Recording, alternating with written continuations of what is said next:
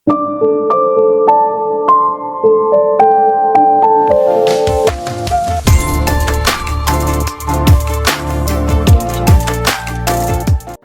பிரின்ஸை கடத்திட்டாங்க. Crown பிரின்ஸை கடத்தினது யாரு? இதுக்கப்புறம் என்ன நடக்க போகுது? ராஜமாதா கூட அஃபேர் வச்சிருக்கிறது யாரு? இது எல்லாம் என்ன ஏதுங்கிறத கண்டினியூவாக பார்த்துக்கலாங்க. அதுக்கு முன்னாடி என்னோட வாய்ஸ் ஓவர் நரேஷன் ஸ்டோரியில் பிடிச்சிருந்தா லைக் பண்ணிட்டு பாருங்க. அப்படியே உங்கள் ஃப்ரெண்ட் அண்ட் ஃபேமிலி கூட ஷேர் பண்ணிக்கோங்க. இது வரைக்கும் யாராவது சப்ஸ்கிரைப் பண்ண பார்த்துட்டு இருந்தீங்கன்னா மறக்காம சப்ஸ்கிரைப் பண்ணிக்கோங்க. இப்போ உங்கள் வீடியோக்குள்ளே போயிடலாம்.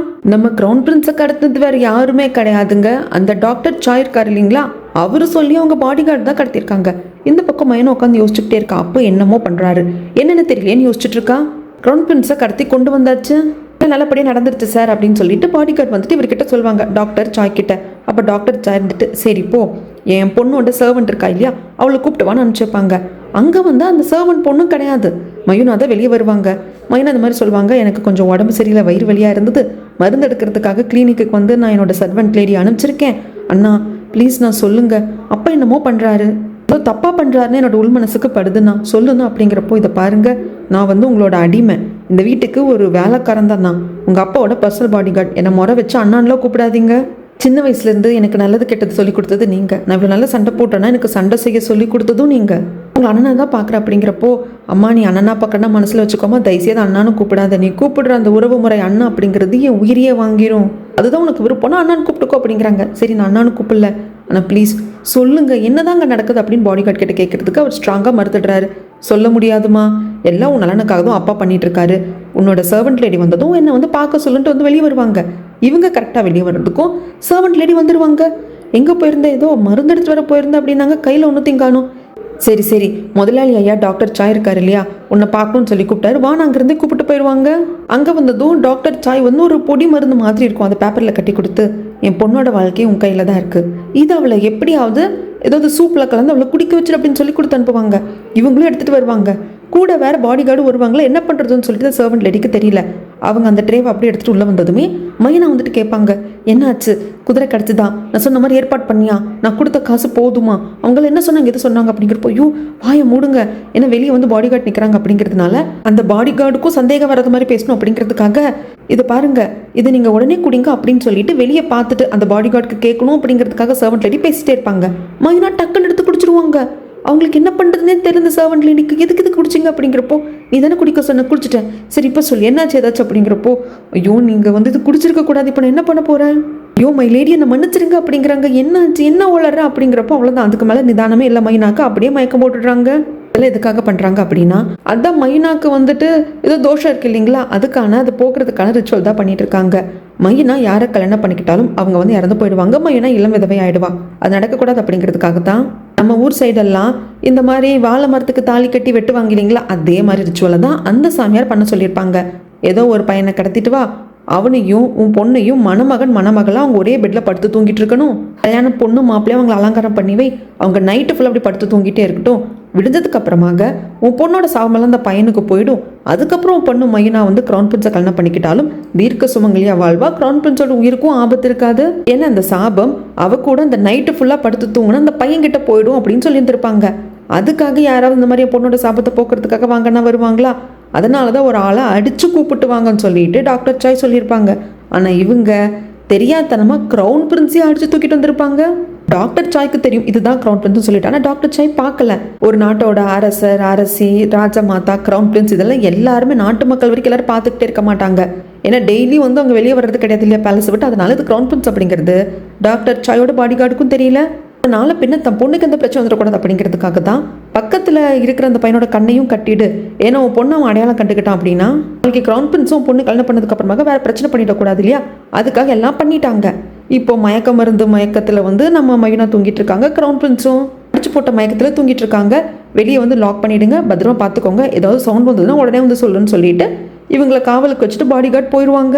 இந்த பக்கம் சாமியாரும் அந்த மைனா பொண்ணோட சாவ போகணும் அப்படிங்கிறதுக்காக இது ரிச்சுவல்லாம் பண்ணிட்டு இருப்பாங்க. இந்த பக்கமாக இப்போதான் நம்ம க்ரௌன் பிரின்ஸோட பாடி கார்டுக்கு மயக்கம் தெரியுது. அதுக்கப்புறம் தான் அவருக்கு நிதானத்துக்கே வராரு. அந்த இடத்துல வேலை செய்கிற லேடியை கட்டி போட்டிருக்காங்க.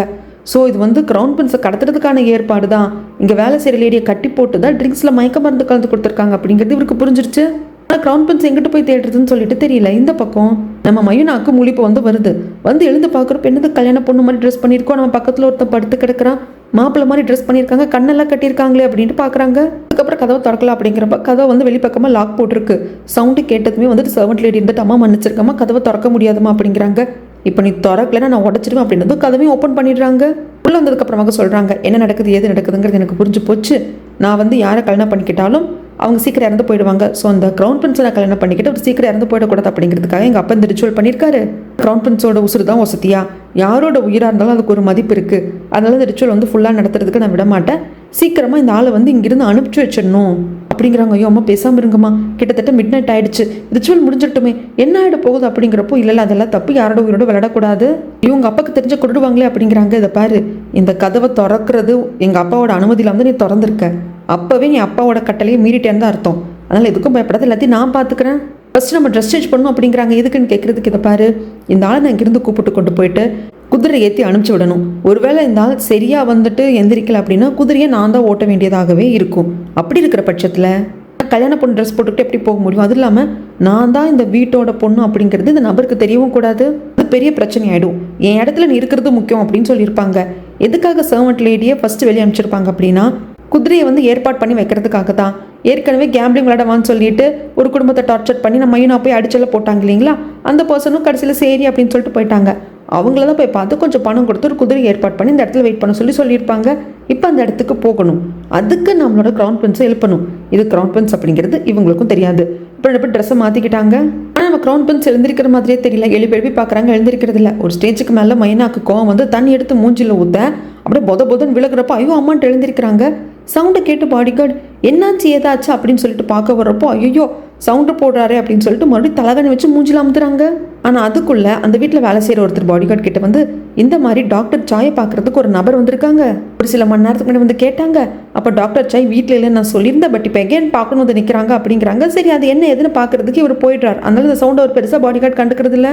பார்க்க வந்திருக்கிறது வேறு யாருமே கிடையாதுங்க, நம்ம கிரவுன் பிரின்ஸோட பாடிகார்டு. அவர் டாக்டர் சாயை பார்த்து இந்த மாதிரி உங்களை பார்க்குறதுக்காக தான் வந்தோம், நீங்கள் வெளியே போயிருக்கிறதா சொன்னாங்க. அதனால் ட்ரிங்க்ஸ் பண்ணுறதுக்காக ஒரு இடத்துல நானும் கிரவுன் பிரின்ஸ் இருந்தோம். அந்த இடத்துல கிரவுன் பிரின்ஸ் கிட்னாப் பண்ணிட்டாங்க, எனக்கு என்ன பண்ணுறது எது பண்ணுறதுன்னு தெரியலங்கிறாங்க.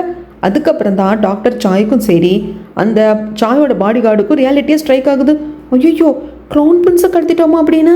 நான் கிரவுன் பிரின்ஸோட பாடிகார்டு கிட்ட கட்டிக்க முடியுமா? கட்டிக்க முடியாது. அதனால சரி நீங்கள் போங்க, அரண்மனைக்கு போய் வெயிட் பண்ணுங்க, இல்லை தெரிஞ்ச இடத்துல எல்லாம் தேடுங்க, நானும் ரெடி ஆகிட்டு வரேன் அப்படின்னு சொல்லி மட்டும் அனுப்பிச்சி வைக்கிறாங்க. இந்த பக்கம் கிரவுன் பிரின்ஸ் எழுந்துட்டார் இல்லைங்களா, அவரோட கை கட்டியும் அவுத்து விடலை, கண் கட்டியும் அவுத்து விடலை. அப்படியே நம்ம இன்னும் தான் பேசுவாங்க. இதை பாருங்கள், இங்கே உங்களை கடத்திட்டு தான் வந்திருக்காங்க, உங்களை காப்பாற்றுறது நான் இந்த வீட்டில் வேலை செய்கிற ஒரு சர்வெண்ட் தான், நான் ஒரு அடிமை, நானும் எங்கள் வீட்டோட எஜமானி அம்மாவும் தான் சேர்ந்து உங்களை நாங்கள் காப்பாற்ற போகிறோம், புரிஞ்சுக்கோங்க அப்படிங்கிறாங்க. இப்போ நான் உங்களோட கை கட்டலை அவுத்து விட போகிறேன், நீங்கள் என்னதான் ஹாஸ்டேஜை பிடிச்சி வச்சுக்கணும்னு நினச்சிங்க அப்படின்னா இங்கே உங்களுக்கு கொண்டுடுவாங்க அப்படிங்கிறப்போ சரி நான் இங்கேருந்து தப்பிச்சா மட்டும் போதும் அப்படின்னு நம்ம கிரவுன் பிரின்ஸும் சொல்லிடுவாங்க. இங்கே டாக்டர் சாய் தன்னோட பாடிகார்டு கிட்ட சொல்கிறாங்க, இல்லை இன்னும் மயக்கம் தெரியாமல் தான் இருக்கும்னு நினைக்கிற கிரவுன் பிரின்ஸுக்கு நம்ம தெரியாமல் கடத்திட்டோம், அப்படியே கொண்டு போய் எங்காவது விட்டுடலாம், அவர் போயிட்டோம், ஏன்னா கண்ணை கட்டி கூப்பிட்டு வந்ததுனால நம்ம வீட்டுக்கு தான் கூப்பிட்டு வந்தோம் அப்படிங்கிறது கூட அவருக்கு தெரியாது அப்படிங்கிற ஒரு முடிவுக்கு வராங்க. ஆனால் அதுக்குள்ளே இந்த பக்கம் கிரவுன் பிரின்ஸை மைனா வெளியே கூப்பிட்டு வந்துடுவாங்களா, அவர் வேற கண்ணை கட்டியிருக்காரு, தடு மாதிரி விழ போகிறப்போ எக்கு தப்பா மைனாவை பிடிச்சிப்பாங்க. மைனாவுக்கு கோவம் அடிச்சிடுவாங்க. கடைசியில் இந்த பாருமா நான் ஒன்றும் வேணும் உன்னை டச் பண்ணல, நான் வேணா இந்த கண்கட்டை எடுத்துட்டேன் அப்படிங்கிறப்போ அதை எடுத்தீங்கன்னா உங்களை கொண்டுருவாங்க அப்படிங்கிறாங்க. சரி கண்கட்டு இருக்கட்டும், நான் இப்படி தான் போகணும், நீயாவது கொஞ்சம் கரெக்டாக சொல்லு அப்படி கூப்பிட்டு வராங்க. மதில் சோறு பக்கத்தில் ஏனியெல்லாம் போட சொல்லியிருப்பாங்க, அதன் வழி ஏறுங்க அப்படிங்கிறப்போ இவர் கண்ணு கட்டியிருக்கல ஒரு மாதிரி தடுமாறி தான் ஏறுவாங்க. யாரோ வர்ற மாதிரி இருக்கும். மைனா டக்குன்னு பக்கத்தில் ஏறி தள்ளி விட்டு அந்த பக்கமாக போய் ஒழிஞ்சுப்பாங்க. இந்த வீட்டில் வேலை செய்கிற ஒருத்தர் எதுக்குங்க ஏணி போட்டிருக்குன்னு தெரியாமல் அதை எடுத்துகிட்டு போயிடுவாங்க. அதுக்கப்புறமாக இப்போ கல்யாண பொண்ணு ட்ரெஸ் எல்லாம் போட்டிருக்கிறது யாரு? மைனாவோட சர்வெண்ட் லேடி. அவங்க கரெக்டாக உள்ள போகிறத டாக்டர் சாயும் பாடி கார்டும் பார்த்துருவாங்க.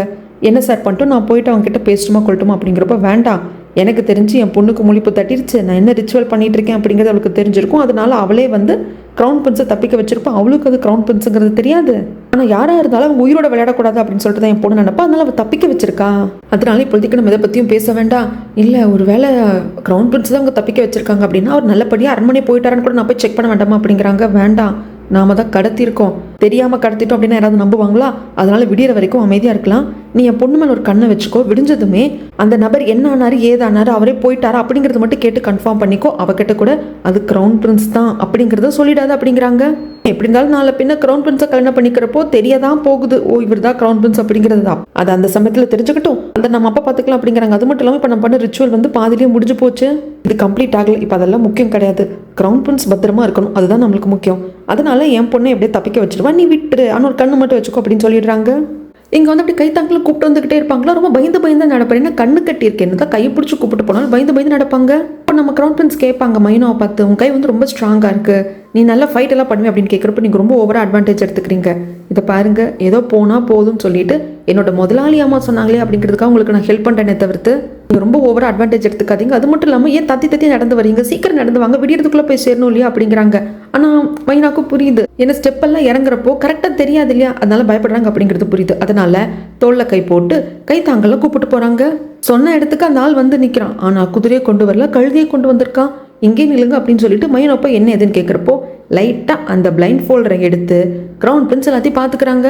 இப்போ ஒன்றும் பண்ண முடியாது, அதனால நம்ம இதை யூஸ் பண்ணிக்கலாம்னு சொல்லிட்டு பணத்தை கொடுத்து அந்த ஆள் அனுப்பிச்சிட்டு நாங்கள் குதிரை ஏறுங்க அப்படிங்கிறப்போ, குதிரையா கழுத மாதிரி இருக்கே அப்படின்னு சொல்லிட்டு இங்கே பேசிட்டு இருப்பாங்க மைனா கிட்ட கிரவுன் பிரின்ஸ். இங்கே சீன் அப்படியே கட் பண்ணா அரண்மனையிலிருந்து டாக்டர் சாய்க்கு வந்து மெசேஜ் வந்திருக்கும், இந்த மாதிரி அரண்மனைக்கு வாங்கன்னு சொல்லிட்டு. அவர் கிளம்புறப்போ பாடிகார்டு வந்து கேட்பாங்க, நான் வேணும் கூட வரட்டுமா அப்படிங்கிறதுக்கு. அதெல்லாம் வேண்டாம், என் பொண்ணுக்கு காவலாயிரு, விடிகிற வரைக்கும் அவகிட்ட எதுவும் கேட்காது, விடிஞ்சதுக்கு அப்புறமாக என்ன எதுன்னு கேட்டுக்கோ அப்படின்னு சொல்லுவாங்க.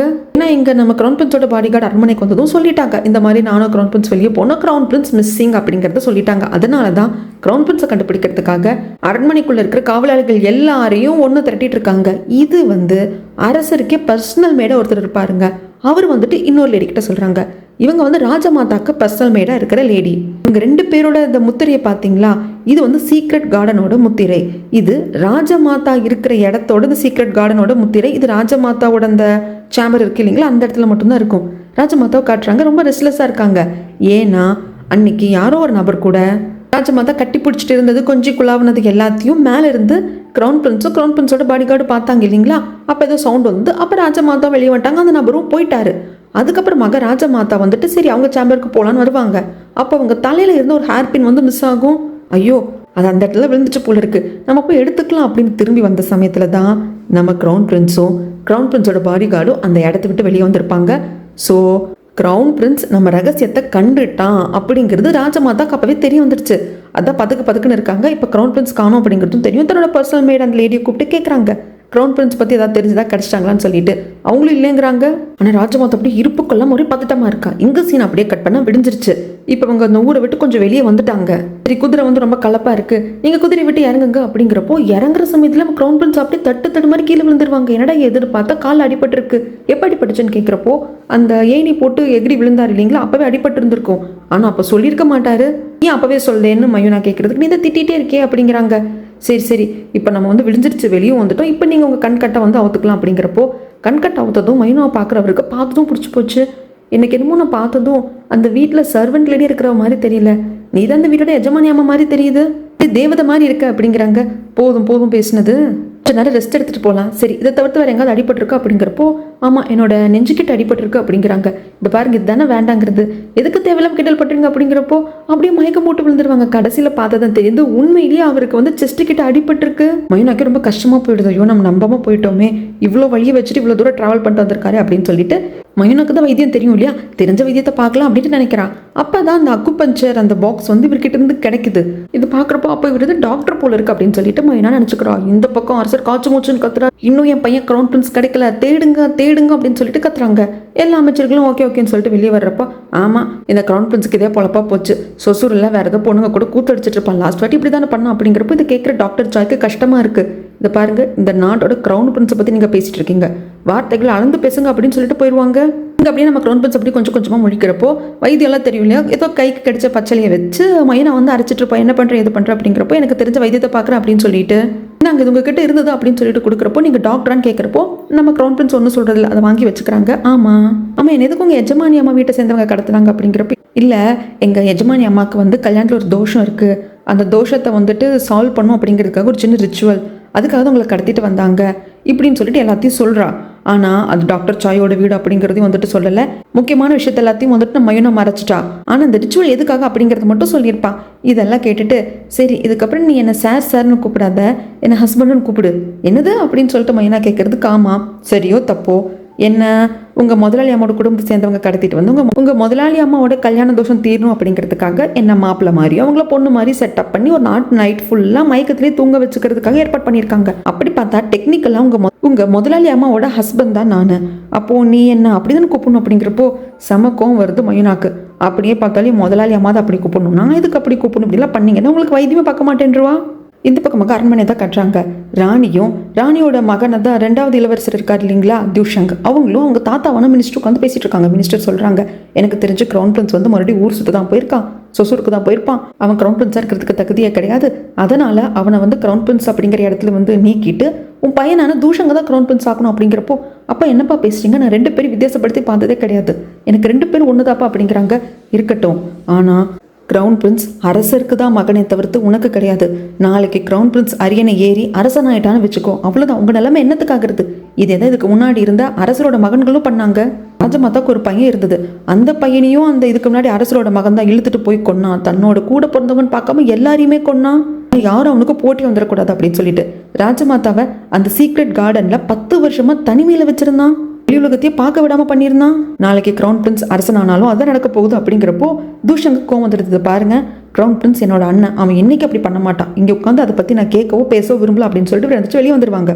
ராணி சொல்லுவாங்கப்பா, நீங்கள் ரொம்ப வரம்பு மீறி பேசுறீங்கப்பா, நீங்கள் அப்படிலாம் பேசாதீங்க, இந்த நாட்டோட கிரவுன் பிரின்ஸை பற்றி பேசிட்டு இருக்கீங்க அப்படிங்கிறப்போ உனக்கும் பையனுக்கும் தான் புரிய மாட்டேங்குது. நாளைக்கு கிரவுன் பிரின்ஸ் அரசன் ஆயிட்டான்னு வச்சுக்கோ, அவன் ஃபர்ஸ்ட் கொள்றது தூஷங்க தான். அதுக்கப்புறம் சீக்ரெட் கார்டன்ல ஒன்று அடைக்கிறானா இல்லையான்னு பாரு அப்படிங்கிறப்போ வெளியே போன தூஷங்க இதை கேட்டுட்டு எதுவும் பெருசாக கண்டுக்காம போயிடுவாங்க. இங்கே நாடு மொத்தமாக எல்லா இடத்துக்கும் போயிட்டு நம்ம கிரவுன் பிரின்ஸை தான் தேடிட்டே இருக்காங்க. கிரவுன் பிரின்ஸோட பாடி கார்டு கூட இருப்பாங்க. நாங்கள் கடைசி இங்கே தான் வந்து ட்ரிங்க்ஸ் பண்ணோம் அப்படின்னு சொல்லிட்டு அந்த இடத்தையெல்லாம் காட்டுறாங்க. அங்கேயும் தேடிட்டே இருக்காங்க. இந்த பக்கம் மைனா முடிஞ்ச அளவுக்கு வைத்தியம் பண்ணி அப்படியே கூப்பிட்டு வந்துட்டே இருக்கா கிரவுன் பிரின்ஸ். கிரவுன் பிரின்ஸ் இங்கே நிறுத்துமா இறங்கிக்கிறேன் அப்படிங்கிறப்போ என்னங்க இது டெட் எண்டாக இருக்குது, இது பாருங்க பேலஸ்குள்ளே போகிறேன்னு எதுவும் சொல்லிடாதீங்க அப்படிங்கிறப்போ ஆமாம் பேலஸ்குள்ளே தான் போகிறேன் அப்படிங்கிறாரு கிரவுன் பிரின்ஸ். எப்போது நீங்கள் பேலஸ்குள்ளே போகிறீங்க அப்படிங்கிறப்போ மைனா மனசுக்குள்ளே கணக்கு போடுறா. இவர்கிட்ட அக்கும்பச்சர் பாக்ஸ் இருக்குது, அப்போ இவர் மருத்துவராக இருக்கணும், அரண்மனைக்குள்ளே போகிறார் அப்படின்னா பேலஸ்குள்ளே இருக்கிற ஹாஸ்பிட்டலில் ஒர்க் பண்ணுறாரா, ஐயோ அப்போ நம்ம அப்பா இவரை பார்த்துட்டாரு அப்படின்னு அது பிரச்சனை ஆகிடுமே அப்படின்ட்டு. இது பாருங்க, நீங்கள் இப்போ தான் தேடி வந்திருக்கீங்க, எதுக்கு உடனே வேலைக்கு போகிறீங்க, நீங்கள் போய் ரெஸ்ட் எடுங்க அப்படிங்கிறப்போ தான் தான் கிரவுன் பிரின்ஸ் அப்படிங்கிறது இன்னொரு வந்து வெளிக்காட்டிக்க மாட்டேங்கிறாரு. ஆமாம் எந்த பிரச்சனையும் இல்லைம்மா, நான் போகிறேன், என்னை இப்படி பேச வச்சுக்கிட்டே இருக்காது, நான் போய் ட்ரீட்மெண்ட் எடுக்கணும் அப்படிங்கிறப்போ மயூனானால வந்து ஒரு ஸ்டேஜுக்கு மேலே தடுத்து நிறுத்த முடியல. சரி நீங்கள் போங்க, நான் இங்கேயே வெயிட் பண்ணுறேன், ஏதாவது பிரச்சனைனா நீங்கள் வாங்க, நான் உங்களுக்காக வெயிட் பண்ணுறேன் அப்படின்னு சொல்கிறாங்க. கிரவுன் பிரின்ஸுக்கு ஒன்றும் புரியாமல் உள்ளே போயிடுறாங்க. கிரவுன் பிரின்ஸ் திரும்பி வந்துட்டாங்க அப்படிங்கிற நியூஸ் ராஜமாதாக்கு தெரிய வருது. இந்த முத்திரை இருக்கு இல்லைங்களா, இதெல்லாம் யார்கிட்ட இருக்கோ அவங்க எல்லாமே ராஜமாதாக்கு விசுவாசமான ஆட்கள். ராஜமாதா உடனே என்ன நினைச்சாங்கன்னு தெரியலங்க, நேராக நான் அரசரை பார்க்க போகிறேன் அப்படின்னு சொல்லிட்டு போயிட்டு இது பாருங்க உங்கள் மகனான கிரவுன் பிரின்ஸை வந்து நீங்கள் தியாகம் பண்ணிடணும் அவ்வளோதான் அப்படிங்கிறாங்க. என்ன பேசுறீங்கன்னு அரசர் கேட்கறதுக்கு அவன் கிரிமினல், பார்க்கக்கூடாத பார்த்துட்டான், தெரிஞ்சுக்கக்கூடாத தெரிஞ்சுக்கிட்டான், அதனால் வேறு வழியே இல்லை, நான் சொல்கிற மாதிரி தான் பண்ணணும் அப்படிங்கிறப்போ இதை பாருங்கள் நீங்கள் ராஜமாதா அப்படிங்கிறதுனால நீங்கள் என்ன பேசுனீங்க இப்போ அப்படிங்கிறத நான் கேட்காத மாதிரி நடந்துக்கிறேன், ஒழுங்காக இங்கேருந்து போயிடுங்கிறாங்க. ராஜமாதாக்கு கோவம் வந்துடுது. இதை பாரு, இந்த நாட்டுக்கு ராஜாவா இந்த சிம்மாசனத்தில் உன்னை உட்கார வச்சவளே நான் தான் அப்படிங்கிறாங்க. இவர் ராஜமாதாவோட பையன் கிடையாதுங்க, இவரும் ஒன் ஆஃப் த அமைச்சராக தான் இருந்திருப்பாரு. இந்த ராஜமாதாவோட ஹஸ்பண்ட் அரசர் இறந்து போனதுக்கு அப்புறமாக அவரோட பையன் வந்துட்டு தன் கூட பிறந்தவங்க எல்லாரையும் கொன்னுட்டு ராஜமாதாவோட பையனையும் கொன்னுட்டு தான் தான் அரசனாகவும் நினச்சிருப்பாங்க. அதுக்கப்புறம் நாட்டில் புரட்சி வெடிச்சிருக்கும், அவரையும் வந்துட்டு மந்திரியார்கள் சிலர்லாம் வந்து ஈவன் ராஜமாதாவும் வந்து இதுக்கு முன்னாடி இருந்த அரசன் வந்து தன்னோட பையனையும் கொண்டிருக்காங்க இல்லையா, ஸோ அதனால சூழ்ச்சி பண்ணி அவரை கொன்னுட்டு இந்த இடத்துக்கு இவர் அரசன் ஆக்குறது வந்து ராஜமாதா தான். அதெல்லாம் இப்போ நினச்சி பார்க்குறாங்க. அதெல்லாம் நினச்சும் இந்த அரசரும் பார்க்குறாரு, சொல்கிறாரு அதுக்கு நான் நன்றி கடன் பட்டிருக்கேன், அதுக்காக என் பையனை வந்து காவு கொடுக்க கேட்பீங்களா, அதெல்லாம் முடியாது, ஃபஸ்ட்டு இங்கிருந்து கிளம்பு, ராஜமாதான்னு பார்க்குற இல்லைன்னா வேற மாதிரி நடந்துடும், நீ ராஜமாதாவை இருக்கிற இடத்துல இருந்து உன்னை ஒன்றுமில்லாம ஆக்கிறதுக்கு கூட என்னால் முடியும் அப்படின்னு சொல்லிட்டு பர்சனல் பாடி கார்டு வா இந்த ராஜமாதாவை வெளியே இழுத்துட்டு போ அப்படிங்கிறாங்க. ஆனால் யாரும் வர்றதே இல்லை. 2-3 வாட்டி கூப்பிடுறாரு அரசர். அரசருக்கு ஒரு மாதிரி ஆயிடுது. ராஜமாதா அப்படியே ஒரு எகத்தாளமாக சிரிப்பாங்க. அப்படி சிரிச்சுட்டே அரசரோட பர்சனல் மேட் உள்ள வாங்க அப்படிங்கிறப்ப இப்போதான் அவர் உள்ள வருவார். அதுக்கப்புறமாக ஹெட் கோர்ட் லேடி உள்ள வாங்கங்கிறப்ப அந்த லேடி உள்ள வருவாங்க. அதுக்கப்புறமாக ராயல் செஃப், ராயல் டேஸ்டர், அதாவது அரசர் சாப்பிட்றதுக்கு முன்னாடி இவங்க தான் ஃபர்ஸ்ட் வந்து சாப்பிட்டு பார்ப்பாங்க. இவங்களுக்கு எதுவும் ஆகலைன்னா தான் அதுக்கப்புறம் அரசர் சாப்பிடுவாங்க. இவங்கெல்லாம் இந்த ராஜமாதா சொன்னதுக்கு அப்புறம் தான் உள்ள வராங்க. அப்படியே அரசர் ஆடி போயிடுவாங்க. அவங்க எல்லாருக்கிட்டே இந்த முத்திரை இருக்குங்க, ராஜமாதாவோட இந்த சீக்ரெட் கார்டன் முத்திரை. இவங்கெல்லாம் யாரை நினச்சிட்டு இருக்க, உன்னோட ஆட்கள் உன் கூட இருக்கிறவங்களா, இல்லை இல்லை உன் கூட இருந்து என்ன நடக்குது எது நடக்குதுன்னு என்கிட்ட எல்லாத்தையும் அப்பப்போ சொல்கிறவங்க, நீங்கள்லாம் வெளியே போகலாம் அப்படின்னு வெளியே போக சொல்லிட்டு 10 வருஷமாக அந்த சீக்ரெட் கார்டனில் நான் அடைச்சிருந்தேனே, அடைஞ்சு அப்படியே சும்மா உட்காந்துட்டு நினச்சிட்டு இருக்கியா, கிடையாது, ஒவ்வொரு நாளாக இங்கே இருக்கிற ஒவ்வொரு மனுஷங்களையும் நான் சம்பாரிச்சிருக்கேன், என்னோட ஆட்களை நான் அவங்கள மாற்றிருக்கேன். இதை பாரு, உனக்கு இந்த அரியணை வேணுமா, உன் பையன் கிரவுன் பிரின்ஸ் வேணுமா, நீ ஏன் முடிவு பண்ணிக்கோ. உன் கிரவுன் பிரின்ஸ் அந்த பையனை விட்டுட்ட அப்படின்னா இந்த அரியணை உனக்கு எப்பவுமே இருக்கும். எதுக்கு இவ்வளோ வருத்தப்படுற, உனக்கு என்ன ஒரே பையனா, இன்னொரு பையன் இருக்கான் இல்லையா, அவன் வேணா கிரவுன் பிரின்ஸ் ஆக்கிக்கலாம். நான் உனக்கு ரொம்ப நேரம் டைம் கொடுக்க முடியாது, ரொம்ப நேரம் நான் வெயிட் பண்ணவும் முடியாது, சீக்கிரம் முடிவெடுத்து சொல்லு அப்படின்னு பேசிட்டு வர்றதுக்கும் கரெக்டாக நம்ம கிரவுன் பிரின்ஸ் டோரை திறக்கிறதுக்கும் வெளியே நிற்பாரு. அப்படியே பார்த்துக்கிட்டே இருப்பாரு. நீங்கள் இவ்வளோ கேவலமானவங்களா அப்படின்னு சொல்லிட்டு கிரவுன் பிரின்ஸ் கேட்குறப்போ வார்த்தையை அளந்து பேசு, நான் இந்த நாட்டோட ராஜமாதா, இதை பாரு, என் சீக்ரெட் தெரிஞ்சுக்கிட்டவங்க யாராக இருந்தாலும் அவங்கள கொல்றதுக்கு நான் தயங்க மாட்டேன், அது யாராக இருந்தாலும் சரி அப்படிங்கிறப்போ நம்ம கிரவுன் பிரின்ஸ்க்கு சம கோவம் வந்துடும். உங்கள் பையனை வந்து இதுக்கு முன்னாடி இருந்த அந்த அரசனோட பையன் அவங்க கொன்னப்போ நான் ரொம்ப வேதனைப்பட்டேன், என்னடா அந்த அரசர் இப்படி இருந்திருக்காரு அப்படின்னு சொல்லிட்டான். இப்போ தான் புரியுது, நீங்கள் எவ்வளோ கேடு கேட்டவங்க, இந்த நாட்டுக்கே ராஜமாதாவை இருந்துட்டு கண்டவங்க கூட அஃபேர் வச்சுக்கிட்டு அப்படி பெற்ற குழந்தைய அவன் கொல்லாமல் என்ன தான் பண்ணுவான், அவன் பண்ணது சரிதான் அப்படிங்கிறப்ப ராஜமாதாக்கு வந்த கோபத்தில் வார்த்தையை அளந்து பேசுடா, நீ ஒவ்வொரு வார்த்தை பேச பேச அது எனக்கு சுருக்குன்னு ஆச்சுன்னா உன் குடும்பத்தையே மொத்தமாக அழிச்சிடுவேன் அப்படிங்கிறாங்க. அவ்வளோதான், கிரவுன் பிரின்ஸ்க்கு என்ன பேசுறதுன்னு தெரியல, இது பாட்டுக்கு சொல்லிட்டு ராஜமாதா போயிடுவாங்க. அதுக்கப்புறம் அரசரை பார்க்க வந்து நம்ம கிரவுன் பிரின்ஸ் கிட்ட இருக்கோம் இல்லைங்களா, அந்த அக்குபஞ்சர் நீடிலெல்லாம் இருக்கக்கூடிய அந்த பாக்ஸ் அதையும் கொடுத்துட்டு நடந்த எல்லாத்தையும் வந்துட்டு சொல்கிறாங்க. நம்ம உடனே இந்த அக்குபஞ்சர் நீடில் வந்து வச்சிருக்கக்கூடிய டாக்டர் கண்டுபிடிக்கணும் அப்படிங்கிறப்போ இதை பார்ப்பேன் எனக்கு புரியுது, ராஜமாதா மேலே ஆரம்பத்துலேருந்து எனக்கு நல்ல அபிப்பிராயம் இருந்தது கிடையாது, பட் அந்த அம்மா தான் வந்து இந்த அரியாசனத்திலே உட்கார வச்சது, அந்த அம்மா அந்த இடத்த விட்டு எடுக்கணும் அப்படின்னா நம்மளுக்கு ஸ்ட்ராங்கான ஒரு ஆதாரம் வேணும் அப்படிங்கிறாங்க. நம்ம அந்த அரசவை மருத்துவரான டாக்டர் சாயை நம்பலாமா அப்படின்னு சொல்லிட்டு இவங்க கேட்குறாங்க கிரவுன் பிரின்ஸ். அதுக்கு கிங் இருந்துட்டு எனக்கு தெரியல, அவரை நம்பலாமா நம்ப வேண்டாமாங்கிறது எனக்கு தெரியல, அவர் கேரக்டர்னால ஜட்ஜ் பண்ணவே முடியல, அவர் வந்து என்னை காப்பாற்றிருக்காரு, உயிர் போகாமல் காப்பாற்றினதே அவர் தான், பட் இருந்தாலும் என்னால் ஜட்ஜ் பண்ண முடியல, ஏன்னா டாக்டர் சாயோட பொண்ணதை உன்னை கட்டி வைக்கிறதுக்கு ராஜமாதா தான் சொன்னாங்களே, அதனால எனக்கு தெரியலப்பா எந்த அளவுக்கு விசுவாசமாக இருப்பாங்கன்னு தெரியல அப்படிங்கிறப்போ அப்பா டாக்டர் சாய் கிட்ட சொல்லுங்கள், அவர் பொண்ணை நான் கட்டிக்கிறேன்னு சொல்லிட்டு அப்போ கண்டிப்பாக அவர் நம்ம பக்கம் தான் சைடு எடுப்பார். அது மட்டும் இல்லாமல் இது யாருக்கு சொந்தமானது அப்படிங்கிறத நம்ம கண்டுபிடிக்கணும், அப்போ தான் ராஜமாதாவுக்கு எகேன்ஸ்டாக நம்ம பயங்கரமாக ப்ளே பண்ண முடியும் அப்படின்னு சொல்கிறாங்க. அதுக்கப்புறம் இருக்க கால் அடிபட்டிருக்கோம் இல்லைங்களா, அதுக்கு டாக்டர் சாய் தான் கட்டளை போடுறாங்க. பரவாயில்ல கிரவுன் பிரின்ஸ், பெரிய பிரச்சனை அடியெல்லாம் எதுவும் இல்லாமல் நீங்கள் நல்லபடியாக வந்ததே போதும் அப்படின்னு சொல்லிட்டு வேறு ஏதாவது அடி இதாகப்பட்டிருக்கு அதெல்லாம் கேட்குறாங்க. அதெல்லாம் ஒன்றும் இல்லை அப்படின்னு சொல்லிட்டு இதை பாருங்கள், நான் வந்து உங்கள் பொண்ணை கல்யாணம் பண்ணிக்க போகிறேன், உங்களுக்கு நான் மருமகனாக போகிறேன், நீங்கள் எப்போவுமே என் பக்கம் தான் இருப்பீங்க அப்படிங்கிறது எனக்கு தெரியும், அந்த வகையில் இந்த ஹெல்ப்பை கேட்குறேன் அப்படின்னு சொல்லிட்டு இந்த அக்குபஞ்சர் நீடிலை பற்றி உங்களுக்கு தெரியுமா அப்படின்னு சொல்லி கேட்குறாங்க. இது வந்து யாரெல்லாம் எக்ஸாம் முடிச்சுட்டு டாக்டராக வந்து இங்கே ஜாயின் பண்ணாங்களோ அவங்களுக்கெல்லாம் நான் வந்து கிஃப்டாக கொடுத்தேன் அப்படின்னு சொல்கிறாங்க. சரி, அது யார்கிட்ட இப்போ இல்லைங்கிறத கண்டுபிடிக்க முடியுமா, நீங்கள் யாருக்கு கொடுத்தீங்கிறதாவது கண்டுபிடிக்க முடியுமா அப்படிங்கிறப்போ யார்கிட்ட இல்லைங்கிறத என்னால் எப்படி கண்டுபிடிக்க முடியும் தெரியல, பட் நான் யாருக்கு கொடுத்தேன் அப்படிங்கிறத கண்டுபிடிக்க முடியும். யாருக்கெல்லாம் கொடுத்தனோ அதை நான் நோட்ஸ் எழுதி வச்சிருக்கேன், அது அரண்மனைக்குள்ள இருக்கிற ஹாஸ்பிட்டல் இருக்குது, நான் போய் பார்த்து சொல்கிறேன் அப்படிங்கிறாங்க. ராஜமாதா அப்படியே வெறியோடு உட்காந்துருக்காங்க. அந்த அரசன் கிரவுன் பிரின்ஸ் தான் வேணும்னு முடிவெடுத்தான் அப்படின்னா அவன் ஒழிஞ்சான், அப்படி அவனால் கிரவுன் பிரின்ஸை தியாகம் பண்ண முடியலன்னா கிரவுன் பிரின்ஸோட உயிரை நான் எடுத்துடுவேன். எப்போவுமே அந்த அரசனை நம்ப முடியாது, அவன் முடிவு எடுக்கிற வரைக்கும் நம்மளால் கை கட்டிட்டு உட்காந்துட்டு இருக்க முடியாது அப்படின்னு ராஜமாதா சொல்லிட்டு இருக்காங்க அவங்களோட பர்சனல் மெய்டு கிட்ட. அந்த சமயத்தில் தூங்குறதுக்காக ட்ரெஸ் எல்லாம் கழட்டி வச்சுட்டு ஒயிட் கலர் ட்ரெஸ் போட்டுக்கிட்டு நம்ம கிரவுன் பிரின்ஸ் போயிடுவாங்க. அப்போது அரசனோட பர்சனல் மெய்டு இருந்துட்டு இந்த மாதிரி அரசர் உங்களை பார்க்கணும்னு கூப்பிட்டாங்க அப்படிங்கிறப்போ சரி நான் ட்ரெஸ்ஸை போட்டுக்கிட்டு வரேன் அப்படின்னு சொல்லிட்டு ட்ரெஸ்ஸை போடுறதுக்காக போவார் அவர் கிரவுன் பிரின்ஸ்க்கான உடைய. அந்த சமயத்தில் அவங்க பாட்டுக்குள்ளே வந்துடுவாங்க. நான் தான் சொன்னேன் இல்லையா ட்ரெஸ் போட்டு வரேன்னு சொல்லிட்டு, எதுக்கு நீங்கள் உள்ளே வரீங்க அப்படி வந்து பின்னுக்கு இருக்கிற ஆட்கள் கிட்ட கையில் ஆயுதம் இருக்கிறத வந்து நம்ம கிரவுன் பிரின்ஸ் பார்த்துருவாங்க. என் அப்பா தான் நிஜமாக என்ன கூப்பிட்டாரா அப்படின்னு சொல்லிட்டு சுதாரிச்சுட்டு அவங்க கிட்ட இருந்து தப்பிச்சு ஓடி வராரு. அந்த சமயத்தில் கிரவுன் பிரின்ஸோட பர்சனல் மெய்டு இருப்பாங்க இல்லைங்களா, அவர் அங்கிருந்து கூப்பிடுறாரு, கிரவுன் பிரின்ஸ் இங்கே வாங்க அப்படின்னு சொல்லிட்டு ஒரு ரூமுக்குள்ளே விட்டு அவரை சாத்தி வந்து ஹெல்ப் பண்ணுறாங்க. என்னாச்சு ஏதாச்சும் தெரியலடா, உடனே அரசர்கிட்ட சொல்லணும் அப்படிங்கிறப்போ அந்த பக்கம் எல்லாரும் வந்து நிற்கிறாங்க. கிரவுன் பிரின்ஸ்க்கு ஷாக்காக இருக்குது, பார்த்தா காப்பாற்றின அந்த பர்சனல் மெய்டே கையில் கத்தியோடு நிற்கிறாங்க. கிரவுன் பிரின்ஸ் என்னை மன்னிச்சிருங்க அப்படின்னு சொல்லிட்டு அவரே கிரவுன் பிரின்ஸை கத்தியால் குத்திடுறாங்க. இதுக்கப்புறம் என்ன நடந்தது அப்படிங்கிறத அடுத்த வீடியோவில் வந்து சொல்கிறேங்க.